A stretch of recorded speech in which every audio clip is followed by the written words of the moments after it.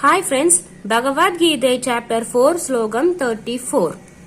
Tatvidhi pranipatena pariprashnena sevaya upadekshyanti te jnanam jnaninas tattvadarshinaha. நீ உண்மையான ஞானத்தை பெற விரும்பினால் பணிவுடன் ஞானிகளை அணுகு. அவர்கள் சொல்லும் விஷயங்களை கேள், அவர்களுக்கு உதவி செய்.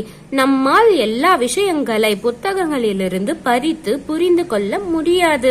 அதற்காக வாழ்க்கையை அனுபவித்த ஞானிகளை நாம் சந்திக்க வேண்டும்.